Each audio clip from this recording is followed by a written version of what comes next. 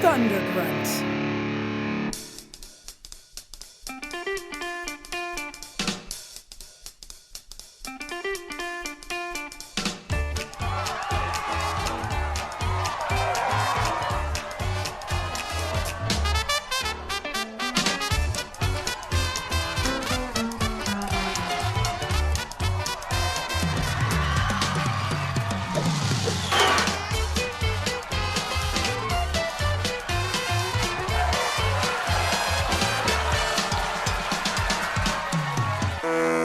Welcome to Writers Blockbusters, the show where we treat the final edit of a movie like the script. And today we are going to talk about Scream 1996, not 2022. First, we're going to go around the Zoom table and introduce ourselves. Let's start with Jamie. I'm Jamie Nash. I am a screenwriter and the writer of Save the Cat, writes for TV. I am Jimmy George. I am a screenwriter and script consultant, and I'm going to throw my Twitter handle on there. My Twitter handle is @JimmyRGeorge. What's your Twitter handle, Jamie? Come on.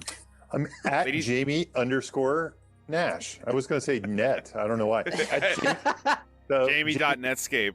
Yeah, Jamie_Nash. And I'm Bob Rose. My Twitter handle is @ThunderGruntBob. And since we're doing a classic episode today, and we're gonna be talking fast today because we're in a time crunch. Yeah. So but we're still gonna go around and we're gonna say, what does Scream mean to all of us? We should have done Speed on a time crunch. That would have been way funny. There's only 90 seconds. There's 80 seconds left. And then we do Speed 2 when we have just like a whole day. You know, we just take it as slow as possible. Yeah. Crank. We have to be angry about the whole thing. We should do Crank anyway. Scream. Jimmy, go ahead. I'll go ahead and start because I had completely forgotten about how important this movie was to me until watching it, because I hadn't watched it in like 20 years. I'm going to say with absolutely certain, if Scream didn't exist, this show wouldn't exist, because it is the first screenplay I ever read. Which I had forgotten. It is the movie that inspired. It's not a formative story that like informed my tastes and stuff from childhood, but it is the movie that I wrote a ripoff of this. It was the first screenplay I ever wrote, and within 4 years, I had a literary agent off that shitty ripoff script. So this is a movie that like sort of like changed the trajectory of my life, oddly. So like if you really want to like just look at it, that's pretty much it's kind of important to me. Okay. Jamie. Yeah, I don't, it's not as important to me, but it's one of my top 50 films, I'd say, if I had to make a list. So that's pretty important. It's right up there at the top. And every time I watch it, I'm impressed by it. It's one of those, like, even I rewatched it last night, I'm still impressed by it. And I was kind of done with slasher movies, and the world was kind of done in the 90s with slasher movies at the time. I was like, you know, I came up in the 80s, so I saw all the slasher movies of the 80s. And honestly, I didn't care to see any more. And then this one showed up, and I loved it. And I think it opened the door for more slasher movies, which we still see to this day. So, yeah, that's my Scream take. For me, I saw every Scream in theaters. I love Scream. I didn't come around to loving Scream 1 until probably like I would say 4 or 5 years later, because my memory of Scream was it was kind of like I didn't understand it back then. You know, that when it first came out, I just saw it because I saw every movie. And Scream on the surface is a movie that seemed like it was for like douchebags and assholes and trendy stuff. I didn't understand that it was actually like commenting on the horror genre. I was too young and I was an idiot. And I think I also reacted to what it did to horror in the ensuing years. So I never really embraced Scream until probably around 2000, 2001-ish. You know, when after I graduated high school, I was like, oh, this is actually genius. Oh, I never, because to me, I just thought I pushed Scream into all the all the other stuff that came after it. That it was the Matrix of horror movies for a while. Yeah. Right? Everything wanted to be Scream. Yeah. And I blamed Scream for what it did to that stuff. It all looked the same. I'm still seeing that as a person who reads. I mean, dude, the number of times I've circled and wrote a red X on the phrase, it's like we're in a horror movie. Yeah, I mean, you talk about what is it, confidence phrases, or was it insecurity lines. Right? Like this could be a movie filled with them, but it's not somehow. That's the point. Yeah, that's the point. I guess what I'm saying is I thought it was a movie filled with insecurity lines when I first saw it as a kid, and I didn't realize how genius it was until a little bit later. It took me a little while, which also was 20 years ago, so I don't feel that bad about it. Yeah, you were young. Yeah, so was I. I was 16. Yeah, I think I came around kind of when was it Scream 2 came out. Was it Scream 2 was like how many years after that? Like 2 or 3? I started appreciating it more, and I actually am a fan of Scream 4. If I had to, I've said that. Love it. I love it. And Jay and Silent Bob were in 3. So yeah. And honestly, I didn't think about the context of this movie, but it made a ton of money, and it kind of put Dimension's horror on the map, if I remember correctly. Mm-hmm. So Dimension kind of became the hot name in horror. They were the Blumhouse of that era. They were the Blumhouse of that era. All the big and they kind of had a target. They kind of went the Scream model. A lot of them were Kevin Williamson movies. Yep. Then they also had Halloween and I think Hellraiser and some other stuff like that that would come out. H2O. Yeah, but the movie made $103 million domestically and 173 worldwide. Holy shit! And in '96. Yeah. I also think it's interesting that it didn't do that opening weekend. It was a snowball effect from good word of mouth. They thought it was a flop initially. Yeah, when I was looking up. And this is the thing. This is the thing that we'll get into when we talk about the opening sequence later. But it's hard to remember a time where there wasn't the system in place that there is now with movie releases. There wasn't the internet where the marketing controlled the narrative, right? We didn't think it was about Nev Campbell. We thought it was about Drew Barrymore. The word of mouth came from traditional word of mouth, which wasn't online. There was no social media to spread the word. Yeah, that's not. Yeah. So it's such a different market, and this plays to it. Yeah, I think it's interesting too that apparently it was Drew Barrymore's idea to not be Sidney Prescott. Yeah. It was her idea to put herself on the poster and use her image. Fucking brilliant. It adds to the meta of the whole thing. So yeah. Perfect. Yeah. I don't really know why, but the way Box Office Mojo, I don't remember when Scream came out. I thought it was summer for some reason in my head, but maybe it was it's Christmas, right? Yeah, it's like Christmas because it's Christmas movie. They put it in 97, but then they only put its 97 grosses, so it doesn't really. Gotcha. So anyway, but I'm going to read this. I'm going to read you some of these top tenors here, just super quick. So where it would fit in? It looks like it would fit in an 11 based on if we rounded it up, but not some of my favorite movies in this year. Yeah, number 10 is The First Wives Club at 105. I like First Wives Club. Okay. Yeah, I'm sure we'll be doing that in the podcast in a couple of weeks. Okay. It's fine. 101 Dalmatians is number 9 at 108. Okay. A Time to Kill, which is okay movie. I mean, all this John Grisham stuff. Yes. That was big in the mid 90s. The Birdcage, which I love The Birdcage. It's good. It's good. Oh, I think it's great. I'll take The Birdcage.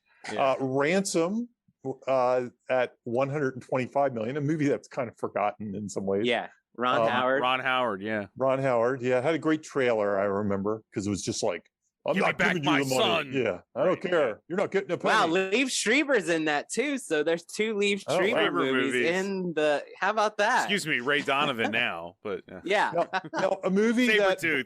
A movie that I'm sure Bob liked, but really never did it for me was The Nutty Professor. That's one. Oh yeah, I love The Nutty Professor. Okay. Sure. The Rock at number 4. I mean, The Rock is fucking class A for me. You know that. Mission Impossible number 3.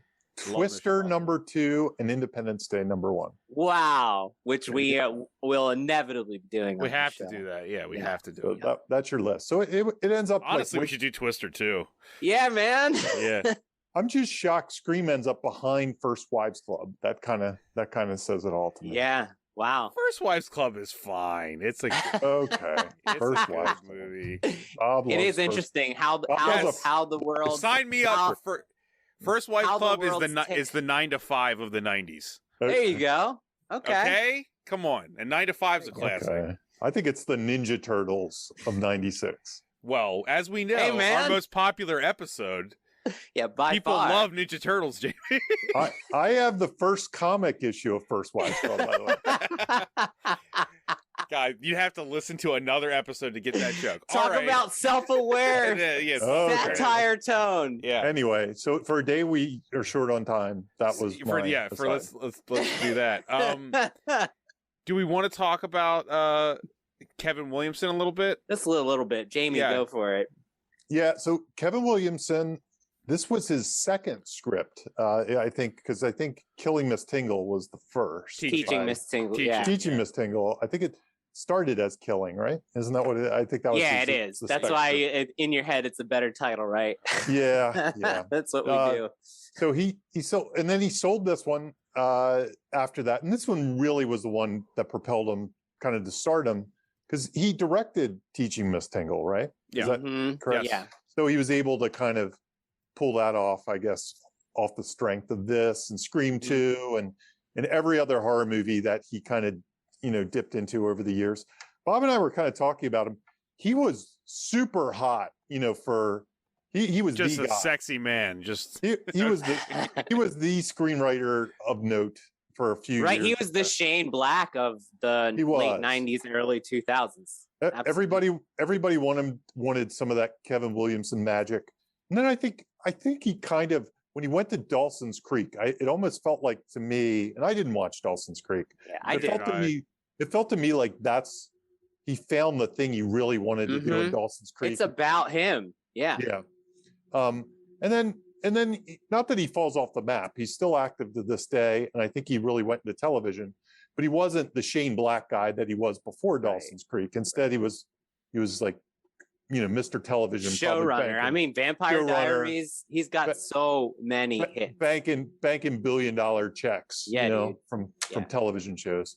So anyway, that's my quick spiel on. I'm gonna from time to time as we go along, I'm gonna quote the commentary. If you haven't listened to the Scream commentary, I don't know what's on the Blu-ray now, but I just watched the DVD last night.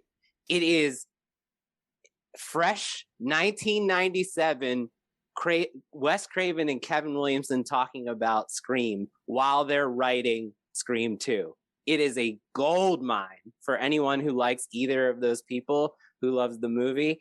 They focus so much on the story and the choices and the problem solving of making this movie from a storytelling standpoint. It is a gold mine. So check that out. And I'm going to be quoting Wes Craven and Kevin Williamson as we bring up the topics. I got to assume that's on the Blu-ray. Why wouldn't it be? You would hope so. It's so fresh, man. Like, it's so cool to hear Kevin Williamson like jazzed about the fact that this was the first movie made from something he wrote. Like, he's still excited about that. His life is in front of him still. Yeah. It's right. Really like, what an interesting time capsule. And speaking of that, I just wanted to bring up the script for this movie super quick because I get asked all the time, do you have any scripts you recommend? I think somebody asked me that on Twitter the other day, and there are very few that I really do, but this is one script that, well, I honestly, I probably don't recommend it. I haven't recommended it. Not that I don't recommend it. I'm always stumped. This is one of the ones that I would recommend people read because I really think this one style-wise can help you. Like if you're a writer and you're trying to, maybe you overwrite a little bit, maybe you underwrite a little bit. I think this one has the perfect, I think it's a little underwritten it's really in the best way, the best way. And I think because it's a modern script, it can do that. Like a bedroom, that's all you need to know. Moving on. You know, it's not like the sun shines on the bedroom furniture. Yeah, no, the prose is very No. lean. Yeah. It It moves so quick. And it just gets through things. He also does a lot of directing with the words. I actually use it with my students. I use Scream the first page because a lot of my students will come in and they'll write a script like interior kitchen, a modern day kitchen, an oven, there's Jiffy Pop, blah, blah, blah. The phone rings. But if you look at this script, and this is why, and he uses we see and stuff, but this is why you don't have to say close up. I'm just going to read the first couple lines. So the way he starts it is how a director, it's almost how you see it. It's closer to a shot list without feeling like a shot list. Fade in on a ringing telephone. A hand reaches for it, bringing the receiver up to the face of Casey Becker. He's calling out the shots in that. He's saying the first thing you're going to see is a ringing telephone. A hand reaches in. The hand brings it up. Then we introduce Casey Becker, a lesser screenwriter, and many people that are new to screenwriting, they almost write it like you'd write a play, you know, interior, living room, Casey Becker sits around, blah, blah, blah, the lights are on, the TV's on, blah, blah, blah. I'm going to hear Jamie's blah, blah, blah. voice every time I'm reading a client script from here on in. And this is what you should be trying to do. You should close your eyes and think what the audience will see and then write that. And Scream does a really good job of that.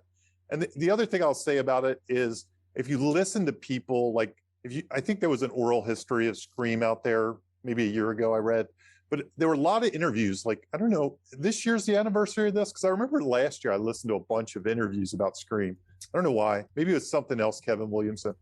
But everybody who read the script said they couldn't believe how fast the script read. Like, they read it in 40 minutes. It was super fast.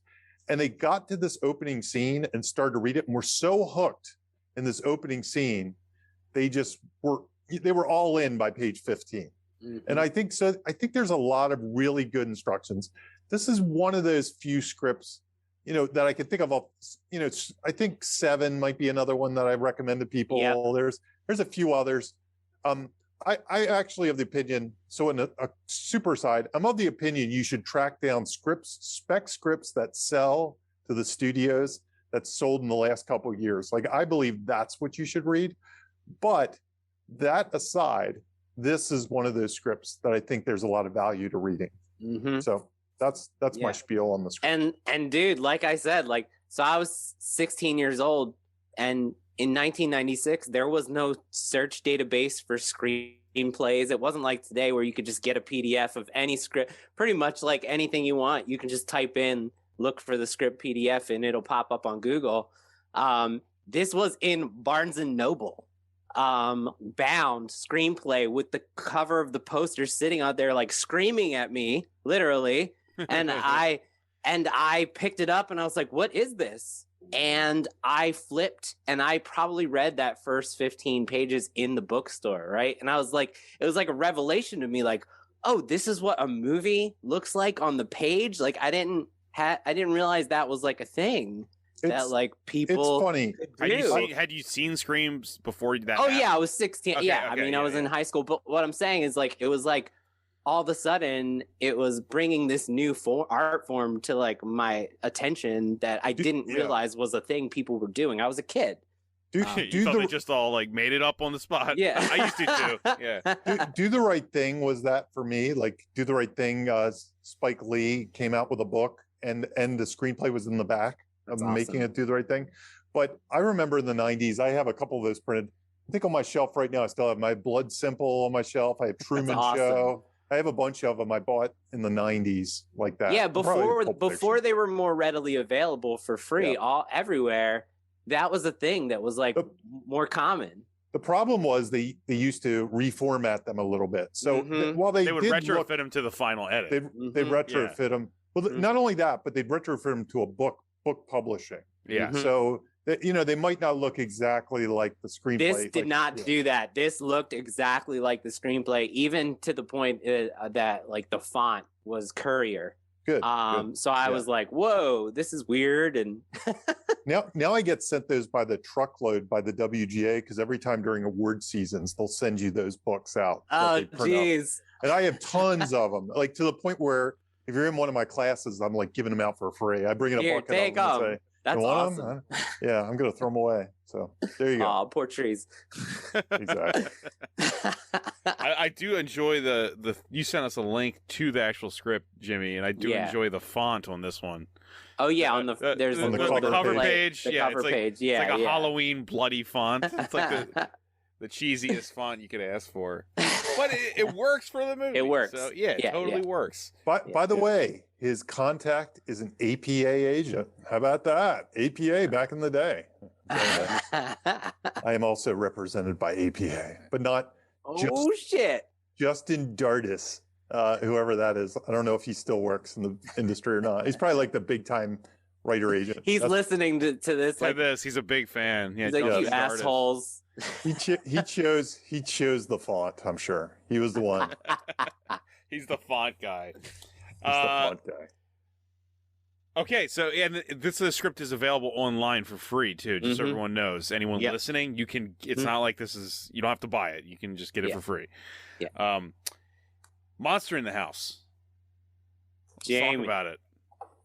Yeah. So Monster in the House is a save the cat genres. The save the cat genres are unlike regular genres, and I never like. You probably hear me say this a lot. I don't like the fact they use the term genres because people get it confused. So it's not comedy and horror and things like that. Yeah. Instead, it's a pattern. It's a storytelling patterns that he sees, and there are ones like Golden Fleece, which is like a quest movie, Buddy Love, which is like a love story or a friendship story. This particular one is Monster in the House. We talked about it before. If you listen to the podcast, if not, why haven't you? Go back and listen to our other Monster in the House podcasts. So Monster in the House is defined the following way. There's a monster. There's a house they're trapped in of some sort. And they're inside it. There's a trap. So they're the three things. And the house is not, and the trap is not always figured literal. Nor is the house, figured, right? Nor is the house. Yeah, it doesn't have to be a house. I always consider it. I mean, the way I consider the house. Another way to say it. Why can't they get out? That's the thing. Why can't they escape? What's the thing they can't escape, or what's the boundary? It could be a escape? spaceship. It could be a perimeter on the. It could be their mind. It could be their mind, right? I think horror. If you don't take away the freedom to escape, then it's not really a horror movie. Like, this is my own personal definition of horror. And that's why I think something like, I don't even know the plot details of this movie per se, but like something like Underworld is a science fiction horror. It's more science fiction, but because those characters are bringing the action as much. And I don't know that plot. That plot, they might be trapped. I really don't. But I've seen that. I can't tell you what the plot was. But doesn't know. But like, I think if you're in a movie where you're hunting horror and you don't get trapped by it, I don't think that's horror anymore. I think it's something else. Those are action movies. Those are not horror movies. It's action with spooky tropes, and that's really what I think defines horror. And I think that's why Monster in the House is cool, is because if you take away that free will, if they're trapped, you can't get out. But anyway, that's Monster in the House. I mean, if you want to say we've done Nightmare on Elm Street, that's also a Wes Craven film. Mm-hmm. The mind of the children is the house in that whole franchise, right? Yeah. Just as an example, outside of Underworld. That's why, like, we kind of ragged on the last Conjuring a little bit, and I think because that didn't have as great of a trap. It was more dude with a problem, which is another genre, than it was a trap, a true monster in the house. So, but the original Conjuring is a monster in the house. Jamie, what would you say is the sin in this movie? The sin, that is a good question. Is it?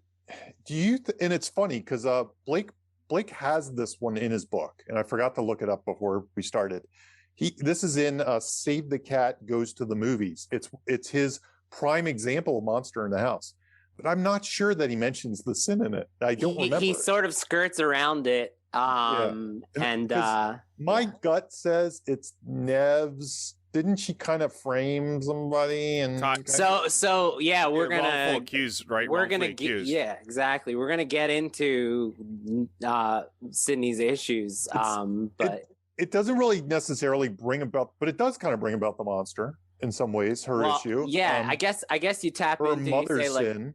Or, what's, you know, I don't... yeah, what are the killer's motives, and are they related to the sin? And the killer's motives, according to them, are twofold, and we'll get into that later. Her sin is like lineage. It's not really her sin. Yeah, it's hard to. It's a little messy. Yeah. But by the way, and I didn't mention sin. So a monster in the house, usually there's a sin, almost always, that brings about the monster. Whether the sin is, I don't know, not closing the beaches at, in Jaws or something like that.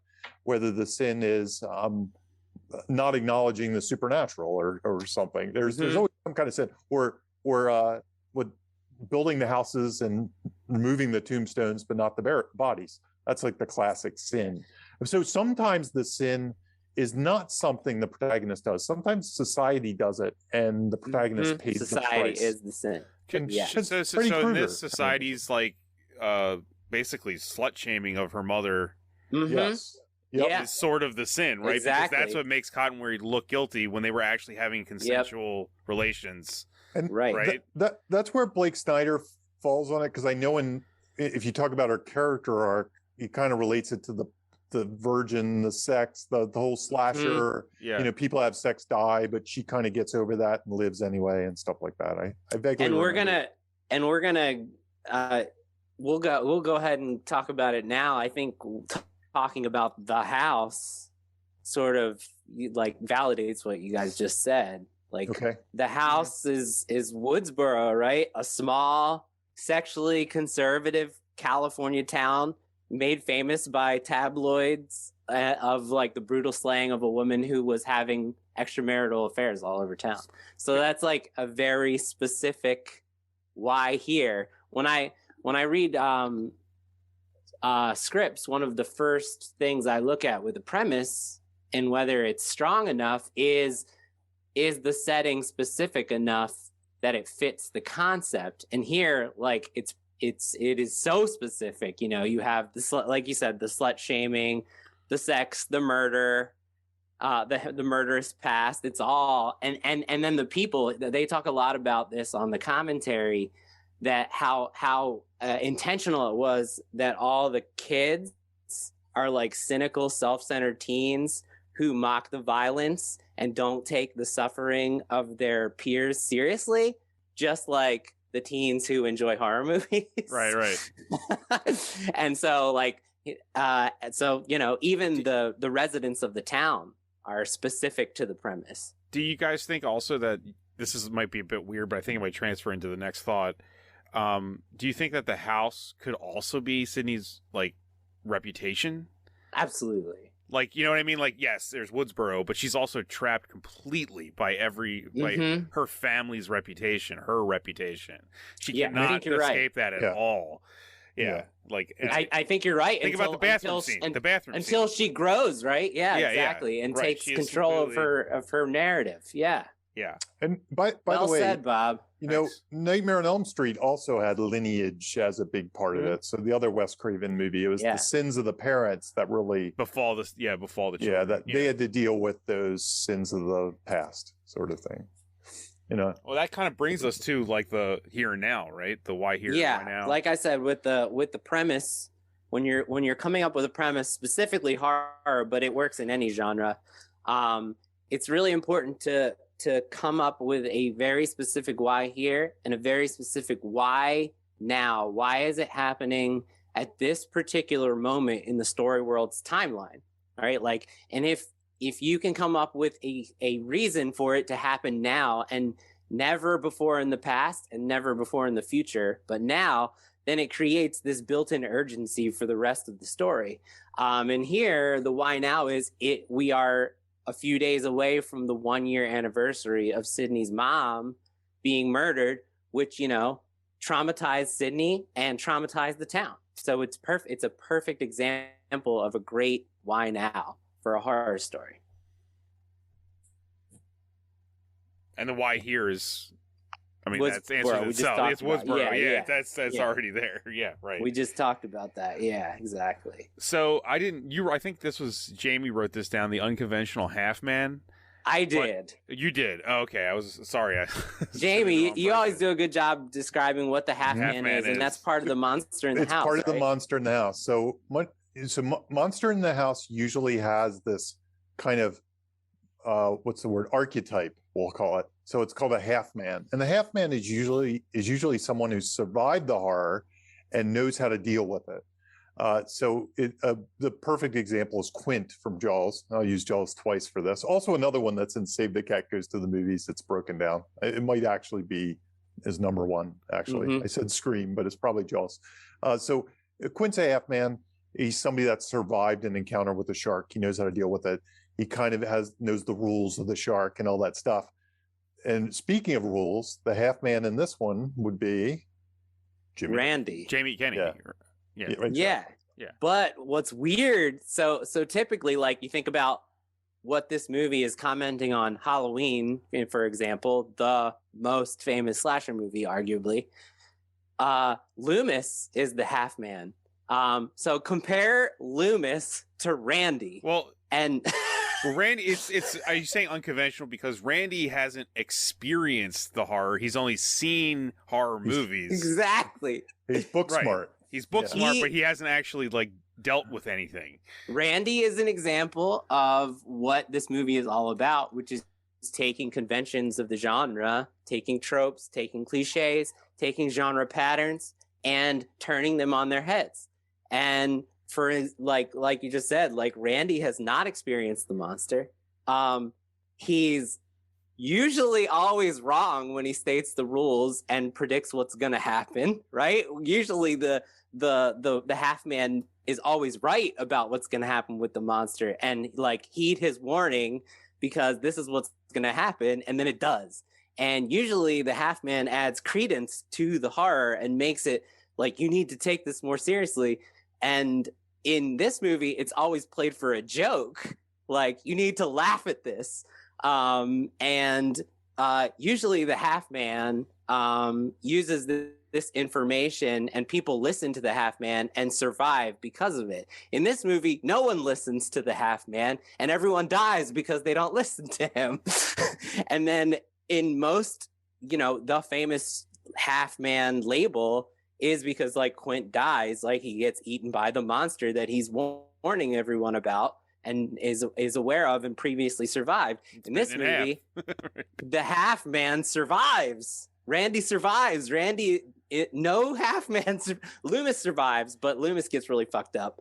Also unconventional in that Randy is one of he also admits he could be the killer, and I think the audience. I mean, it's been so long since we all saw it, but the audience credibly believes that the half man at some point could be the guy. Yeah, right? That's true. Yeah, when Randy, have we ever said Quint? What if Quint could be the shark? Yeah, that's insane. That doesn't. Right. It doesn't. And it also makes sense in this one because it starts out with a movie obsessed quiz, and who better to do that but Jamie Kennedy in this case, The Blockbuster video. As a guy who spent a decade working in video stores, that's another reason why this movie it speaks to me because we were Randy, man.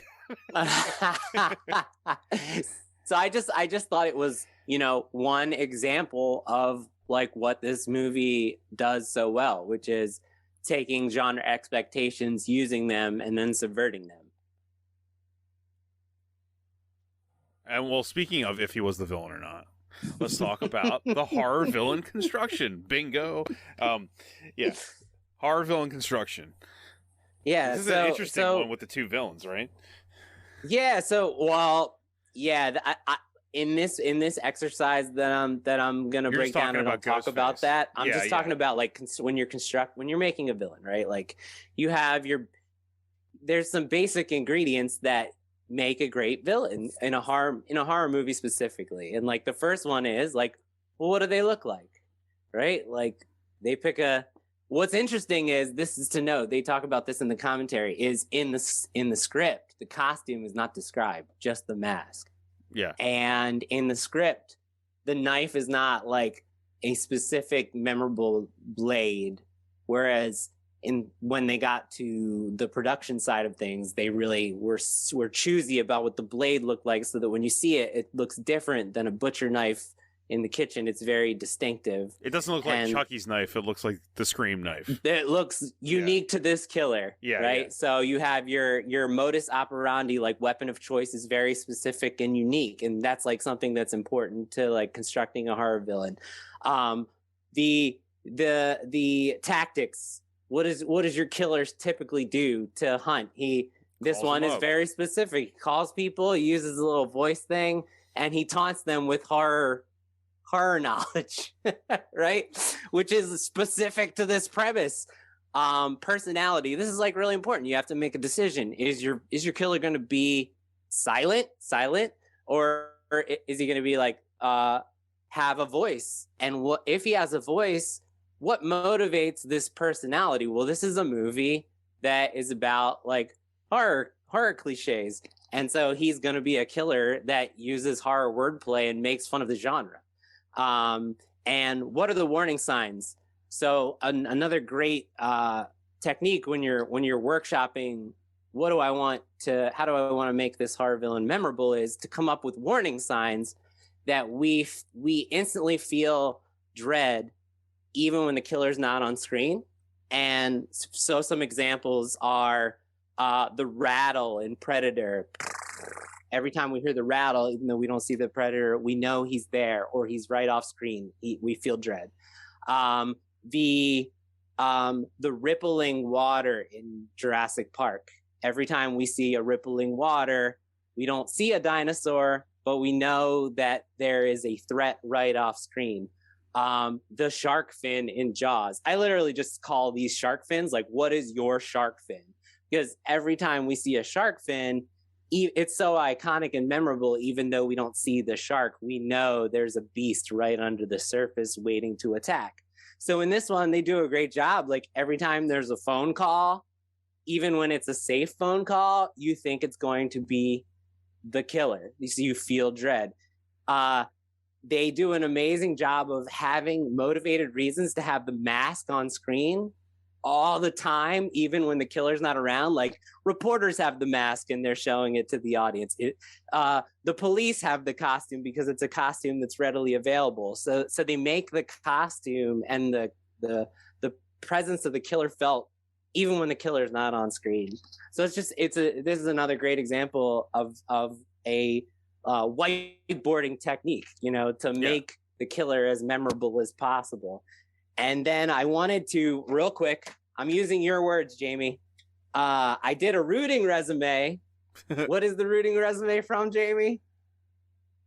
Save the Cat Writes for TV.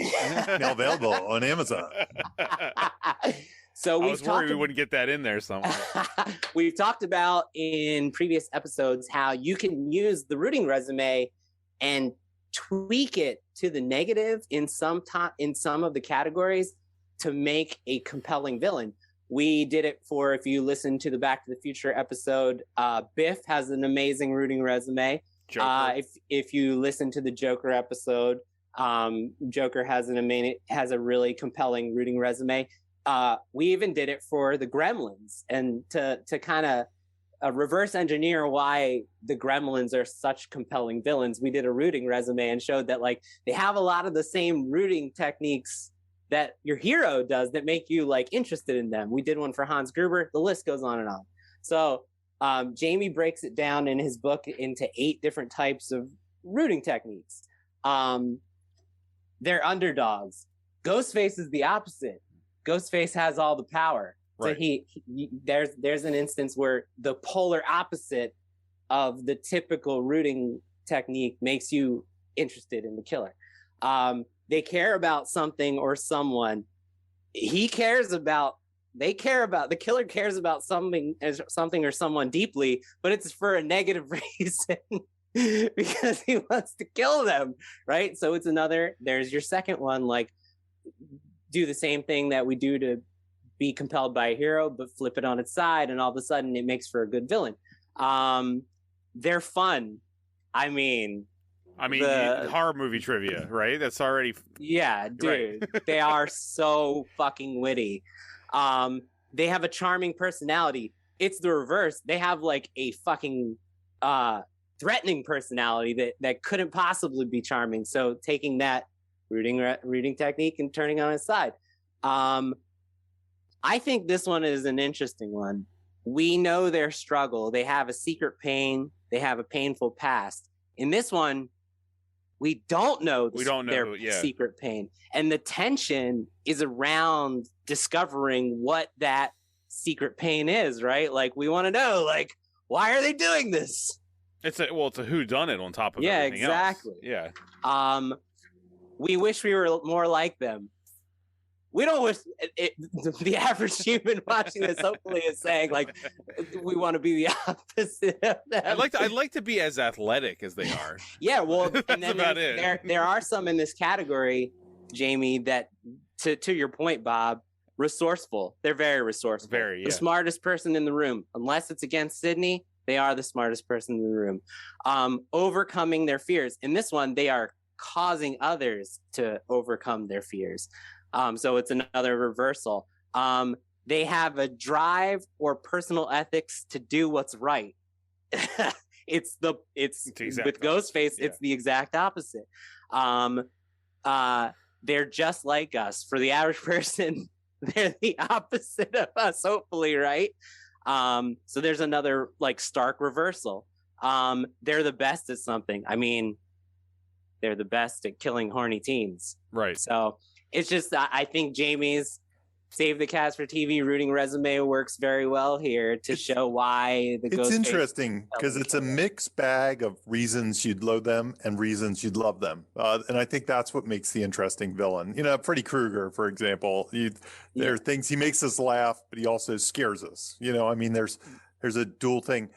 The one thing about Ghostface that I'll point out that when I saw this on a Friday night in the 90s, and the fact that the killer was almost an Indiana Jones type in some ways. I'd almost put him like Indiana Jones. Indiana Jones, my favorite. Raiders of the Lost Ark, my favorite movie.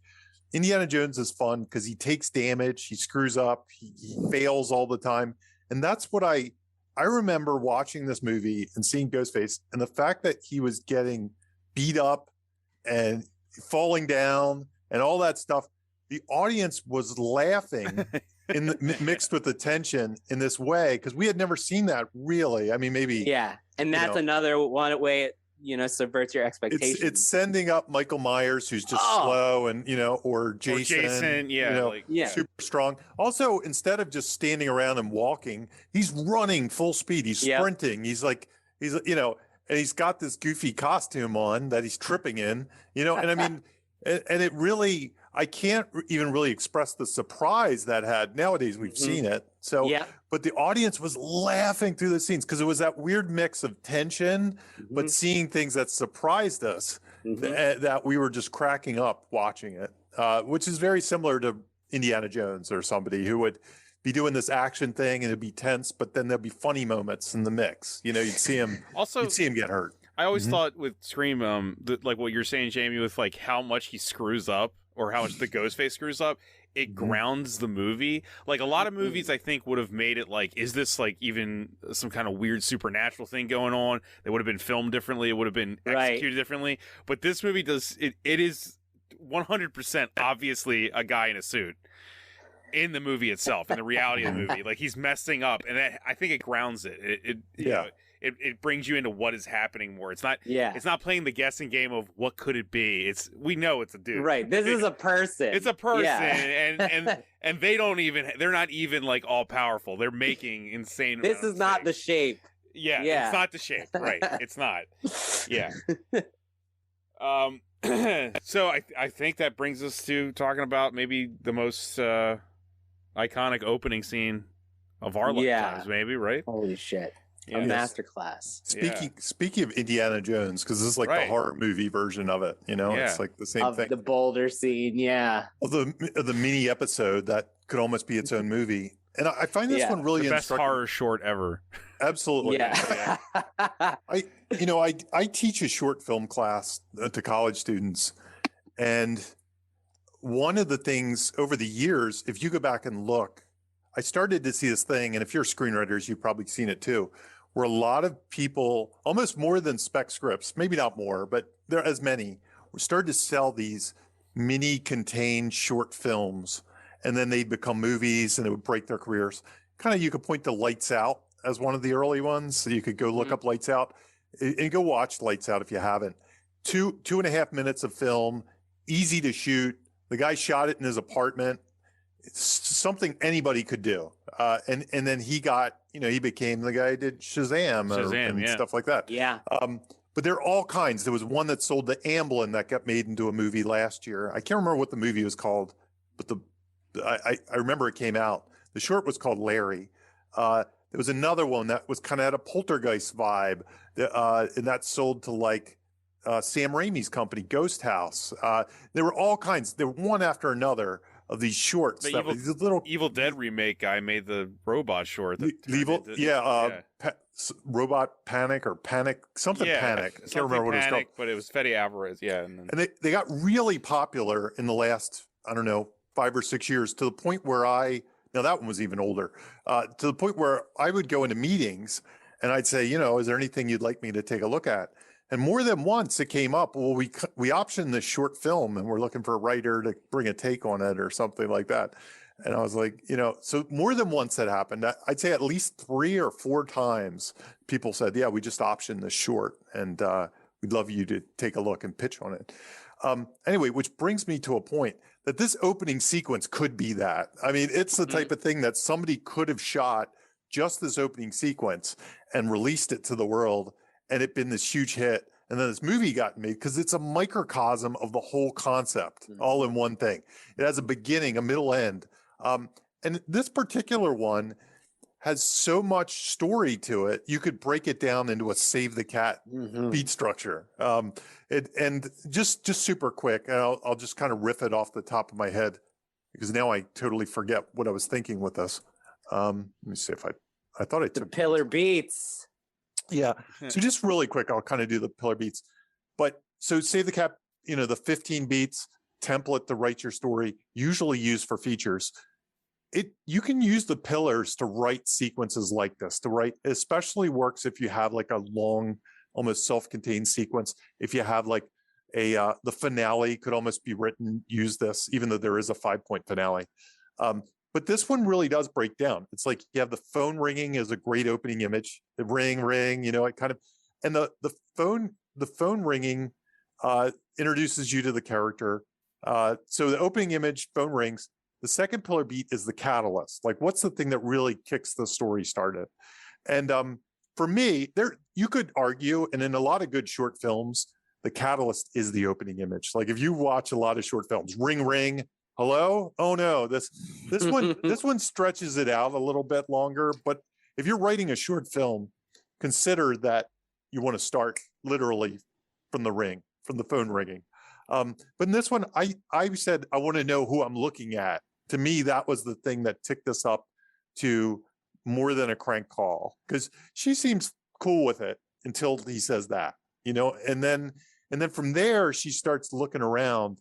And I put the break into 2 to see what your insides look like when he says that. And then you get the doorbell and he's there. So that means we're in a life or death encounter. She's locked in. She's locked in. It's a monster in the house story, a mini monster in the house story. She's trapped alone. Killer on the phone. House too. In a house. It's in a house. There's a monster. Yep. So then the next the next pillar beat is the midpoint. And that's usually a stake raiser, a surprise twist. The boyfriend on the porch. Open the window. There's the boyfriend on the porch. Now she has to play the game because the stakes have raised. A story is crossed with B story. It's more personal now. There's something personal at stake outside, besides her own life, even beyond her own life. So the boyfriend's out there. The game begins, the quizzing, all that stuff. I mapped the all is lost, which has a whiff of death, is when her boyfriend gets killed. She answers the question wrong. The boyfriend dies. The break into 3, she goes for a knife. She grabs it. She takes action. the killer bursts in. So now it becomes a chase movie, essentially. So now we've shifted gears into a finale. It's not just a stalk and a quiz and tension. Now it's an actual chase movie. The finale is the final chase. But what interests me, then the parents come home, all that stuff.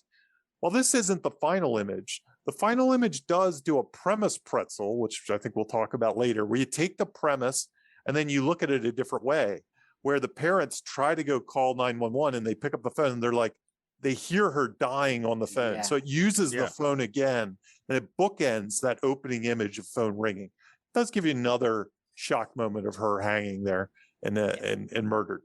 But anyway, as you can see, it kind of has all the beats. It has midpoint twists. It has catalysts. It has all its lost moments. It has finales. It does bookends. It does premise pretzels. It's a mini story all in one. So I think if you're looking to make, if you're the type of person that's a screenwriter, but also considering a short film, I think a film like this, the opening sequence of this is something to look at.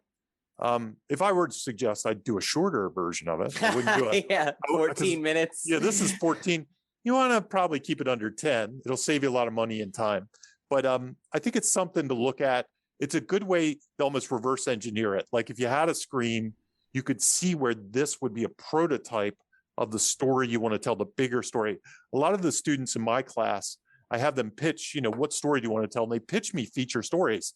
And I say, what's a 6-minute prototype of that you could film, that if I watched it, I get the cleverness of the concept, but you wouldn't have to do 90 minutes or 100 minutes. And I think this one can kind of be instructive to look at in that regard. It establishes the self-aware tone, the satirical tone. It establishes the killer, who he is, what he is, why he's formidable. It uses the cell phone as a weapon. It sets up that this is going to be a movie where we show you cliche situations and back them up and do something different. So also, exactly. This doesn't exactly go with the short film theory thing, but it also sets up stakes really hard, because the fact that we lose Drew Barrymore right away means that everyone is on the table at the shopping block. Right? Everyone's on the table. Anyone can die. And the demasking shows us that it's going to be a mystery, since they don't show us who the killer is, that we're going to have to figure out by the end. Right. Yeah. I'm not... Go ahead, Jamie. Go for it. It also sets the tone. We're going to talk about the types of horror in a bit, but it displays all the types of horror. I guess I could label them now. Yeah, do it now. Do it. Yeah. So, and now I always forget these because I'm always paraphrasing Stephen King. And every episode I say I forget them because I just relabel them every time. So there's the three are Dread, which is the easy one to remember, and Dread is the promise of horror, that building tension, that we know something bad's going to happen. We feel uncomfortable.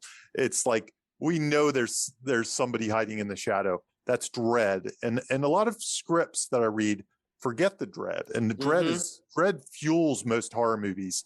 Because the next one is Terror, which a lot of screenplays kind of get right. But the problem with Terror is once you do something that's terrifying, it almost gives a release to the watcher. It's like hitting a big joke, and then you're like, and you come down, and then you have to build it again after the terror. So if you hit too many times with Terror, it just becomes too much. It's too one note. Yeah. And so this opening has Dread, the whole phone conversation, the what's going on out there, what's in the shadows. It has Terror when he breaks through the glass. The glass. He's running past her in the hallway. Yeah. That's the example of Terror. And it has a little bit of the last one, which Stephen King says he'll go for it, Gross Out. And Gross Out is I think there's when the boyfriend's killed, there's some gross out. And then that final shot has some gross out as well. Yeah. So all three are kind of wields them all. I would say stabbing her in the heart is pretty stabbing her in the heart. Yep, yeah. That's another one. Yeah. For sure. Yeah. And I was gonna go through. I'm doing the opposite of what we're supposed to do in this podcast, and I'm assigning homework to the listeners who are interested. This opening sequence has an incredibly instructive use of the good news, bad news technique. Which, Jamie, you want to explain that, and then I'll talk about it a little bit more. Sure. Yeah. So one way to describe this too is a lot of action sequences that fall kind of flat are just a hero goes through and constantly does the right thing all the way through. So I've read action scripts where it's like, John Wick punches this person in the face, then they shoot this person, then they drive the car, and there's no bad news. It's flat. So it's flat. Mm-hmm. So a good action sequence and a good instinctual writer, which I hope you'll all become, is one where something good might happen and we get that thrill, but then we twist that and turn it into bad news, or something immediately bad falls. Or sometimes the good news is actually bad news is what happens. Like you think it's good news, and then it's kind of like Han Solo chases the Solo episode. We had a great one. I was going to say that's kind of our best good news, bad news. Plus Raiders, of course. The Han Solo one, it's funny. The one that always comes to mind with me is in A New Hope, which I hate calling it that, but Star Wars, A New Hope. When Han Solo chases the stormtroopers, he's got the smile on his face, and he's like, and he's chasing them, and then he stops, and there's like, and in the special edition, there's like 100 stormtroopers, but in the original, there's like a dozen, and they're all like looking at him, and it's like, oh. So the good news is, I'm on the run, I'm having fun. The bad news is, oh, there's 12 of them, and then he's on the run. So it's a good example of good news, bad news. Yeah. So, and we've talked about how you can use this in any genre. So if you have two people, there's a conversation at a table, and this is just a heavy drama, you can still just put a blank page full of good news, bad news, and have the dialogue interactions become more compelling by having a positive progress in the conversation than a negative, positive, negative. So, if you watch the last 4 minutes specifically of this opening sequence, the chase, Jamie, is nonstop good news, bad news. That is, it's really kind of amazing how every single beat is a good news or a bad news back to back. So if you take the last 4 minutes and just study them, if you're wondering how to use this technique, watch the last 4 minutes of the opening sequence and just take a piece of paper with good news, bad news, blank on there, and track how the story goes from good to bad, good to bad. Even when Casey's like close to death, they're still giving us good news moments to kind of give us glimmers of hope that she might survive until the very end when she's dead. There's good news right up until the moment she's dead. So even after she's stabbed, like, she's right there with her parents. Oh, wait, she can't speak. Okay. Yeah. I'll do the last 10. I'll do the last 10. Do it. Yeah, do it. All right. Here we go. Ready? Ghostface appears she's safe outside the house right now, right? So this is like the last 2 minutes. Yeah. Okay. Casey's good news. The good news is Casey spots her parents' car approaching in the distance.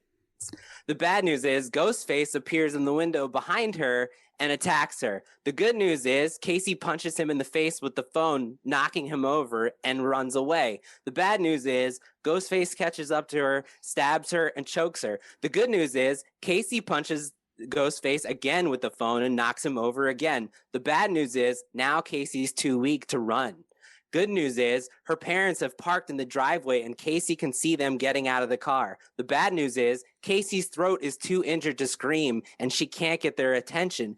The good news is Casey unmasks the killer. The bad news is we can't see his face and he mortally wounds her. The good news is Casey's parents come inside and discover the signs of struggle. They find the phone. The bad news is all mom hears on the other end is her daughter being butchered. The good news is Casey's parents are about to use the phone to search for her. The bad news is the phone line goes dead. The good news is now mom goes outside. Will she find Casey in time to save her? The bad news is mom does find Casey and she's dead. So, I mean, it's such a great technique how to take a scene and go like, well, I got to get from the beginning to the end. How do I make it interesting? The basic first step could be just to figure out how to track it, make it go good news, bad news for the duration. Also, just a side note, what a great moment of like premise delivery right away in that you get the killer stabbing someone and they can't scream.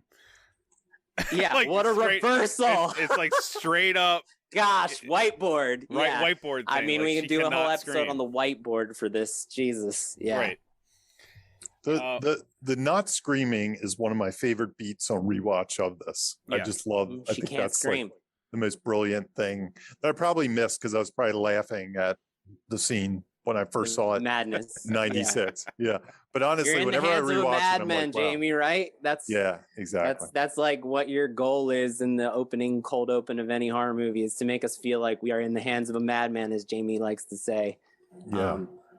And killing Drew Barrymore in the beginning is exactly that. It's if they kill her, anybody can die in this movie. Right. She's the biggest star in the movie. It was marketed as her being the lead.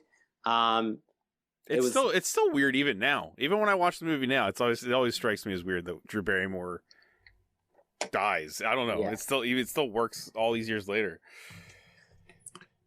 She's really good in it too, and it was kind of a time when the jury was like out on her, like where's her career going to go? What's she up to? And she's so good in it. She's so good in it. And she was supposed to play originally Sidney Prescott. How about that?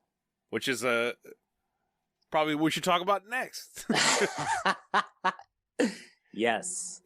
She is is this your favorite final? I hate saying final girl now. Final woman. Mine would be Nancy, probably. Nancy. Yeah. I think she is my favorite. And I think part of it is the performance. There's something about Neve Campbell that there's like a vulnerability, her reactions to things. She's angry, she's sad. I don't know. She's also sly. She's sly. Like like even though she's like the underdog in a lot of these situations, she seems to have something else working behind the scenes. Like she's figuring it out on the go and doing a good job of it, you know? Yeah, I mean, they do a great job in the first confrontation with it's the power of contrast, right? Like there's immense power in contrast. The first time that she gets a call from Ghostface, everything goes the complete opposite of how it went with Casey because of Sydney's character. Like the call, she's not intimidated by him. She refuses to play his quiz game, and she mocks the genre, right? He says, do you like scary movies? She says, what's the point? They're all the same. Some stupid killer stalking some big-breasted girl who can't act and is always running up the stairs when she should be running out the door. It's insulting. And so she's mocking the genre's treatment of women. So it's awesome. Yeah. It's great writing. And once again, an example of what this movie is main purpose is to take cliches and genre expectations and then immediately point them out and turn them on their head. And she's obviously way more intelligent than the killers in the end, right? I mean, yeah. I always thought that was my favorite part too. Is just they're obviously not that smart. even in the bedroom when it feels like she's sort of losing her momentum to find the killer. Like there's like a beat where she's still working things out, and Kevin Williamson said he was worried that the audience would think she had stopped trying to figure out who the killer was when she asks him about, like, she asked Billy, like, hey, like, who did you call when you got arrested? Because he said he wanted the audience to be like, don't forget, like, she's smarter than him. And even now he thinks he has the upper hand, and she's about to gain it on him. I mean, also, this is like the rare mystery or whodunit where she figures out who it is, like almost at the beginning. Yeah. She says she thinks she's wrong, but then it turns out she was always right. Which is another great subversion, right? Like they point the finger, arrest the killer. Like he's the first person arrested for it. And Kevin Williamson said he knew that the audience would be taken off, like thrown off kilter by that, and be like, well, there's no way he could be the killer because that's not how these things work. And for the rest of the movie, he found he was going to make you question that, like using that expectation you have, like, it can't be Billy because too obvious. It's too obvious for a movie that's saying that the obvious isn't going to happen. Yeah, exactly. Right. Well, what about Sydney herself? I'm like, let's talk about her arc. You know, what do you guys think? This one's a little, We always complicated. We always say that when we talk about arcs is would the character do the same things? Would the character from the ending of the movie do the same things if you took that character and placed them at the beginning of the movie, right? The before and after snapshot. Right. Yeah, and in this case, I think she would do. Like, I think her toughness and stuff and her survival instincts, I'm not sure that her arc brings about the victory in the end. I'm not sure if it does. What do you think? So I was, Bob, what do you think? And then I'll kind of, I'm trying to put together my words here. I'm kind of picking off what Jamie's saying. Like, her actual bravado and her smarts and her willpower, I don't think change. I think they've always been intact. You know, they're always there. It's more her knowledge that changes. And I think we've parsed this in the past. Like, what a character knows is not who the character is, right? I think she knows more at the end. I'm not so sure she's a different person. Okay. But I'd love to hear your take on it. I am trying to, so I used a lot. I was trying to listen to the commentary for their insight. So Kevin Williamson said the genesis of Sidney Prescott for him was, what would happen if we followed a woman who did lose her virginity during the course of the horror film? Would she survive, and how would it change her? And so to me, that right away shows that like he's really focused on her sexuality being the thing that is which explored. Is a trope of the genre too. That's another which is genre trope. The final girl. You have sex in a horror movie, you die. They say it in the so movie. I took a quote from a great Women in Horror article about Sidney Prescott. Google that. The article's really fucking great. It goes over the whole series. This is from Men, Women, and Chainsaws, which is a great book by Carol Clover about gender in modern horror films. And it defines the final girl as the final girl undergoes agonizing trials and destroys the antagonist and saves herself. She is not a heroine, but a hero, one that destroys its adversaries. Put simply, the final girl is the ultimate feminist symbol, a badass chick who can rescue herself. This is an archetype not specified to horror, but final girl theory. But the other ingredient is that she's a virgin. That's like the second part of that definition. So this movie says, basically, what happens if Sydney has sex? And so I think, and if you look at like her mom, like all her internal grief, and she's basically being gaslit into feeling like her grief isn't valid, and Billy is gaslighting her about like not wanting to have sex with him, and it's all kind of tied together. And then her mom is basically a woman who has like sexual exploits all over town, and she has extramarital affairs. So it's all tied together to that sex something. And I think it's basically, I don't necessarily think the movie does a good job of showing that her sexual agency changing makes her a better survivor. But I think it like laughs in the face of what we expect, meaning like Laurie Strode is a virgin, right? All her friends are having sex and she's not. That's made very clear. And it's very clear that every one of her friends who has sex gets killed by Michael Myers. This movie says the same thing. We introduced Sidney Prescott. She's not having sex. She's virgin. She's chaste. But she's doing that. She's holding on to her.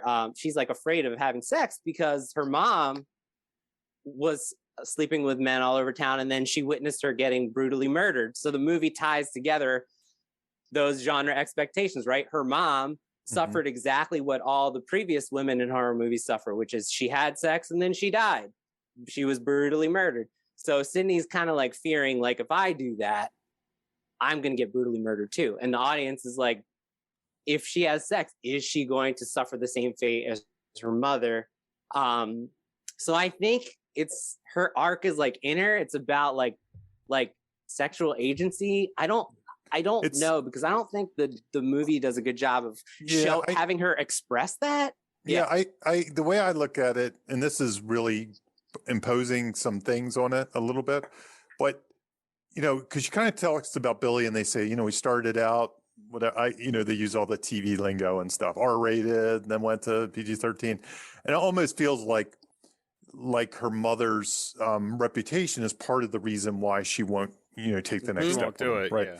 So it makes me feel like her through this movie is arcing to say, you know, I choose my own life. I don't let other people and reputations and that kind of BS choose me. You know, I think the movie has something to say with that. Yeah. And then I think the world kind of, you know, she survives the world. She proves that you can survive the world, even though she did that, you know, even though she didn't matter.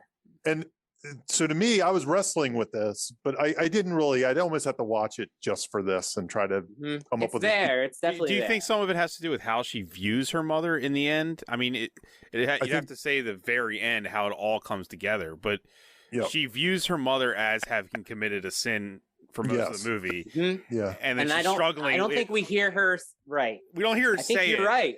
But like by the time the movie is over, she's she's kind of convinced that her mother is in fact not some kind of villain and didn't do anything wrong. She was just and I think the key I think you hit it. Like you look for the evidence, right? So I'll give you a couple examples. I think it's certain. I'm not sure. That's why I wanted to bring up. No, we're kind of working this one out. Yeah. We are like three dudes too. Exactly. Right. And that's why it's like a weird thing to talk about for three white dudes. Right. Like also written and created by two dudes. So exactly. It is what it is. Yeah. So, but like, I think the movie shows that she does have sexual agent. She is in control of her sexual agency from the start. Like she will only let him do like on top of clothes fun, they call it, PG-13, and she kicks him out, very playfully kicks him out of the room when he tries to cross the line. But even then she flashes him. So she's still controlling the narrative, that she's still controlling, but she feels guilty and shameful for not having sex. And she even expresses that to him when he continues to gaslight her. And then she says to Tatum, she says, he's been so patient with me. How many guys would put up with a girlfriend who's sexually anorexic? And then Tatum says, Billy and his penis don't deserve you. Like Tatum's like reinforcing, like you are the one who controls your sexual agency and you don't have to do what he wants you to do. And you don't have to feel guilty about it, not doing that. Right. That's very clear. That's measurable. But then when she's like right before she has sex, she has this like quote unquote classic confessional scene where she says to Billy right before she makes the choice that she was going to have sex with him, she says, I can't keep wallowing in the grief process forever. And I can't keep lying to myself about who my mom really was. I think I'm just scared that I'm going to turn out like her, like the bad seed. So she's expressing that what's been keeping her is fearing that like the slut shaming, right? But in the climax, after she has sex, so right, she has sex. So then the movie debates, like, is she going to die now because she has sex? So is she going to lose her power over the killers now because she had sex? But then they throw it in her face, right? The whole climax is Billy and Stu calling her mom a slut and saying, we're doing all this because your mom had a lot of sex. And I think in that moment, it sort of shows that like Sydney does not agree with them. In that moment, she's like, fuck that. That's bullshit. You know what I mean? Like my mom was not the villain. You're the villains. My mom's. Yeah. So I think in those moments, that is growth, right? That is change. Where in the beginning, she's letting everyone make her feel guilt and shame, not only about her use of sexual agency, but her mother's sexual agency. And there is measurable moments there. You could argue that overall the movie says when she does embrace her sexuality, she comes to the ultimate. She triumphs and she comes to the truth. Because and even like in the it. That's good, Bob. Yeah. And even like if you, in the final moment with Stu is on top of her, straddling her, and he's like, I always had a thing for you, Angry. Sid. So once again, putting like sexual dominance, and then she says in your dreams and kills him. With the horror movie Halloween and Laurie Strode being hunted by Michael, like that's literally what she kills him with, which is a great whiteboard. Yeah. But so I think it's circling around like not feeling guilt or shame or fear about her sexual agency, which is like really complex. But I think it's there. I don't know. I also thought You have to dig. I thought watching it too, there's a possibility that there's a bit of a flat arc as well, where she kind of changes the world around her. And mostly I'm thinking about Gail. Gail kind of has an arc in a weird sort of way. She has like this redemptive arc in a small sort of way. She does. And I think she might, I think Sydney might change the world around her in that regard. I do think there's hints of an arc, and I like everything you're saying. I think it all tracks, but in bingo. But there was a part of me, because Gail definitely has her own kind of side character arc that is based on that. That sometimes when you didn't have the full strong arc of a main character, sometimes you have that side character arc that works as well. That's true. The important flat arc is Dewey. I'm just kidding. I want to skip past the comic obsessions because we're short on time, and I want to get to the things I think are most instructive. Do it. Yep. Let's get to it. We'll breeze through the horror movie classrooms stuff because I want to talk about the premise pretzel in the end. So the horror movie classroom scenes, Wes Craven talks about like the importance of this. He said, we wanted to highlight the cliches, and in order to throw the audience off balance, we wanted to make everyone think, since the character's aware of the structure of the genre and the genre expectations and cliches, this isn't going to go just like that. This isn't going to be cliched. I don't know what to expect next. So it's just, I think this movie, like, Jamie, like, what do you think about the fact that, like, even though this is pointing out the cliches, the strategy here is kind of what you should be doing with all movies, right? When you're writing a screenplay, you need to identify the genre expectations that the audience desires, and you need to do something new with it. That's sort of your job for all screenplays. This movie, when I was watching it this time, it reminded me of like Penn and Teller when they made it, and I'm a big Magic fan and stuff. And Penn and Teller, when they became a huge hit, their shtick was, oh, they're giving away the tricks, right? They're really not giving away the tricks. And in fact, early on, like if you saw Penn and Teller on Broadway in the 80s, magicians were kicking them out of the Magic Society because they were giving away the tricks. I feel the same way about this movie. It's like they're giving away the tricks. No, they're doing the tricks. Yeah. They're just kind of doing a self-referential. They call it out and then they just do it, right? They say the most obvious thing is the boyfriend being the killer, and it just turns out he is. But the only reason it's the act of calling it out, it unfolds. Yeah. But I'm saying the act of saying it makes you think they can't be doing that, right? Yeah. Yes. And this was one of the, I wouldn't say this is one of the first movies that did it, but it was one of the first big cheeseburger movies that then everybody started to try to do the same thing to an extent. Yeah, and they're still doing it. And they're still doing it to this day. But it was the first one that was like, hey, let's be smart about this. And we just watched The Matrix, and they kind of did the same thing in the recent Matrix, right?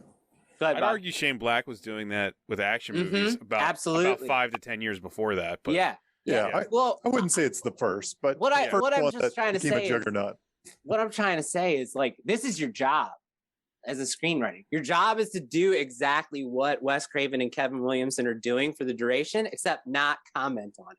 Yeah. And this movie just says, like, this is our job to tell a good story, but we're going to comment on it just to make it more fun and unique. Yeah.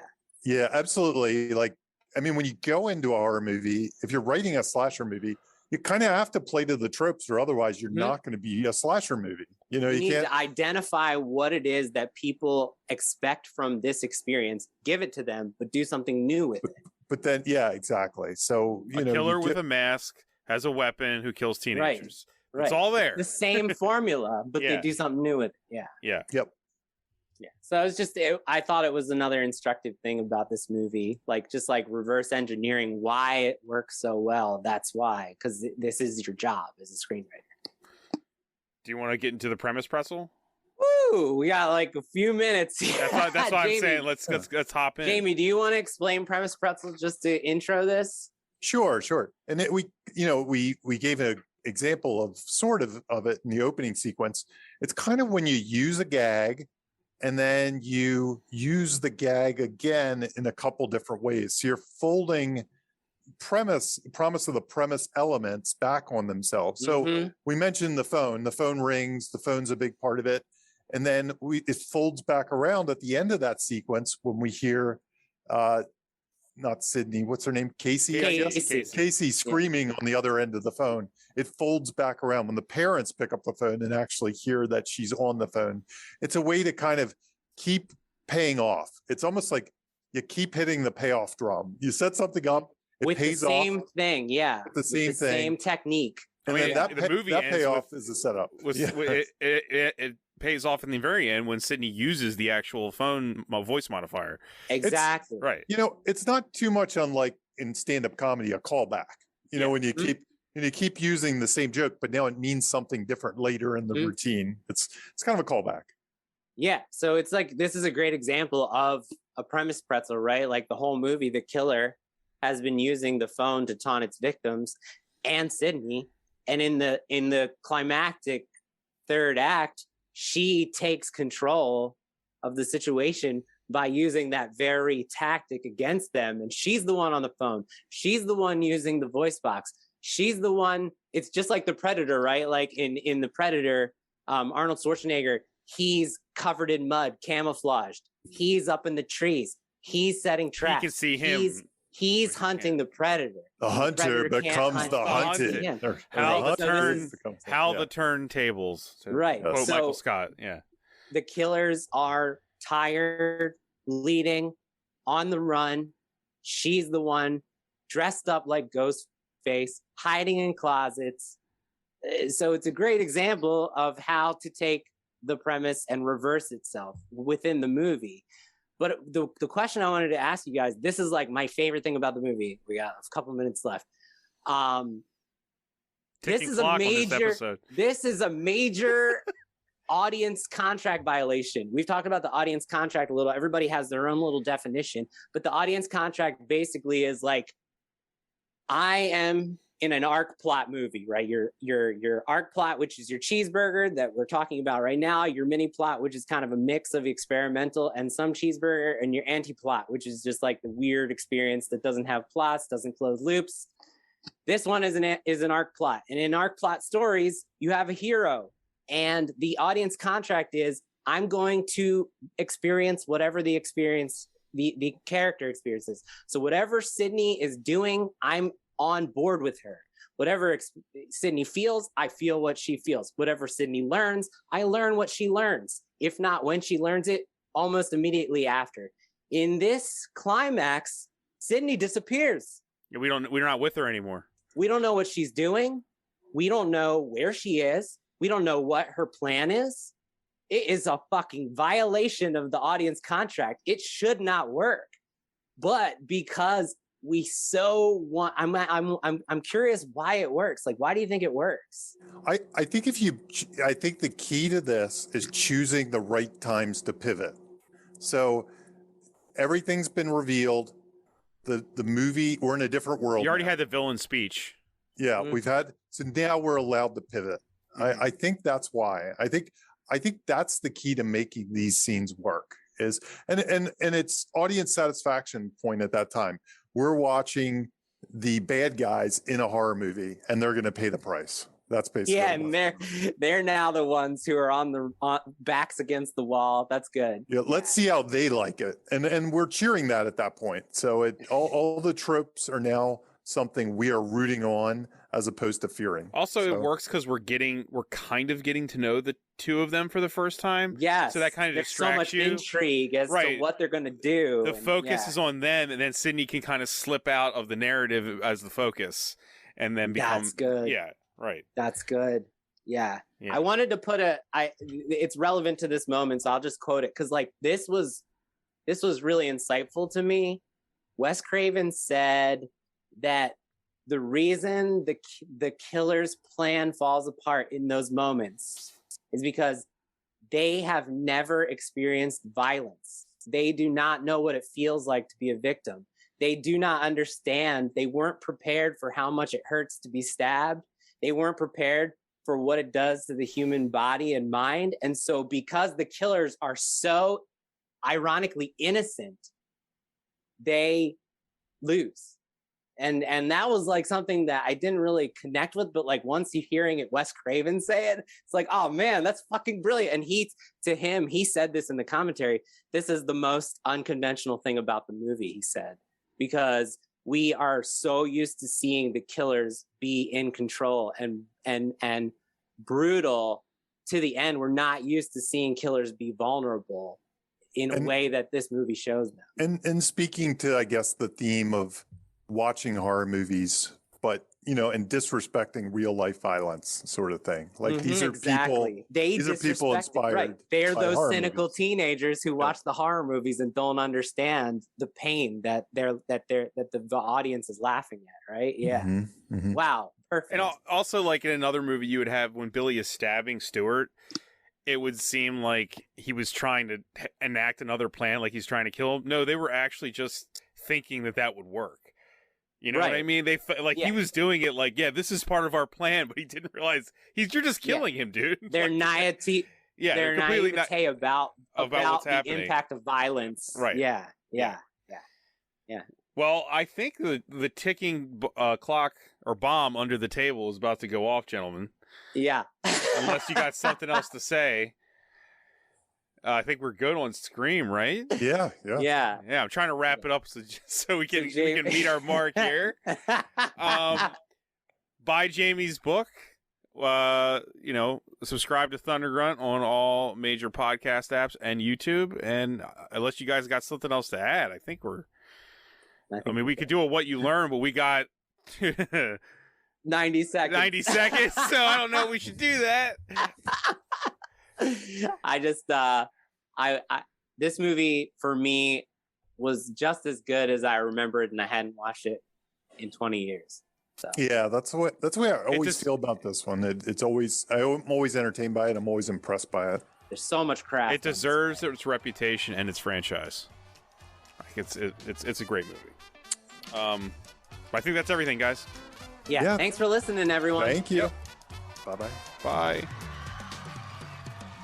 You have just listened to Writer's Blockbusters, a screenwriting podcast featuring two professionals and another guy. Available only on Thunder Grunt.